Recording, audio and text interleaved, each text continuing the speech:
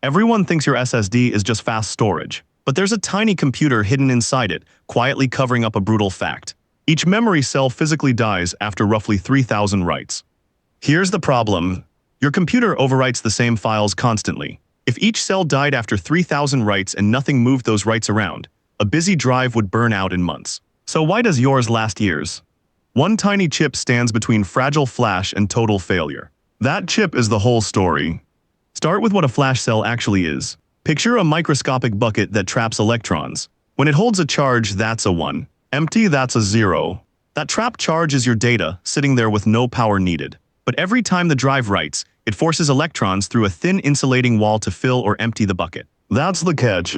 Each pass scars the wall a little. After about 3,000 of these program and erase cycles, the wall leaks. The bucket can't reliably hold its charge, and the cell can no longer tell a clean one from a 0. It's dead. Now the second twist.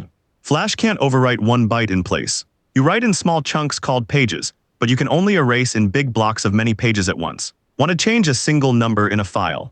The drive can't just edit that spot. So how does a drive built on cells this fragile survive years of daily use? The answer starts with a trick called wear leveling.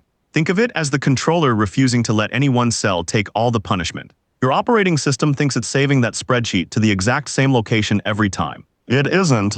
Behind the scenes, the controller quietly sends each new version to a fresh, barely used cell somewhere else on the chip. It keeps a running tally of how many writes every cell has taken, and it always steers the next write toward the least worn cells. Here's why that matters so much. Say you rewrite one small file 100 times a day. Without wear leveling, that single spot hits 3,000 cycles and dies in a month. With it, those 100 daily writes get scattered across a drive holding billions of cells. No single cell even notices. The exact same abuse that would kill one location in weeks now spreads so thin the drive shrugs it off for a decade.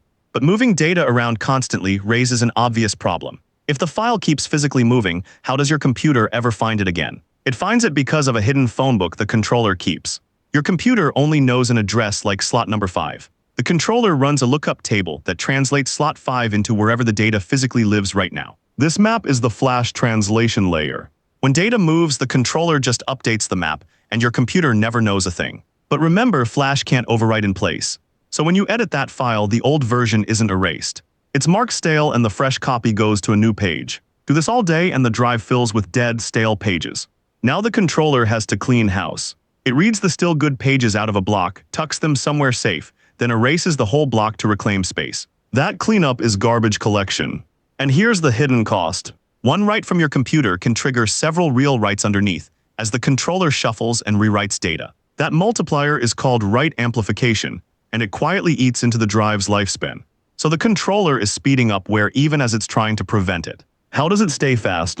It stays fast by never doing one thing at a time. An SSD isn't a single memory chip. It's a stack of them wired to the controller through separate lanes called channels. When a big file lands, the controller slices it up and writes every piece to a different chip at the exact same instant. 8 chips working in parallel move data roughly 8 times faster than one. That's where the raw speed comes from. Then there's a buffer. Many drives carry a small pool of ultra-fast memory that catches incoming writes instantly, then drains them to the slower flash in the background. On top of that, the controller can run a chunk of flash in a turbo mode, storing just 1 bit per cell instead of 3. Fewer bits per cell means faster, more reliable writes, so bursts get absorbed in this fast lane first. And here's the quiet bonus. Every write the buffer soaks up, and every job spread across chips is a write that isn't hammering the same cells again and again. Speed and longevity turn out to be the same trick. But cells still age. What happens when they start making mistakes? Here's what happens when cells start slipping. As a cell nears its limit, its charge gets shaky, and now and then a bit flips the wrong way. The controller expects this. Every chunk of data is stored with extra check bits woven in, a mathematical safety net that can spot a wrong bit and correct it on the fly. That's error correction, and it runs on every single read.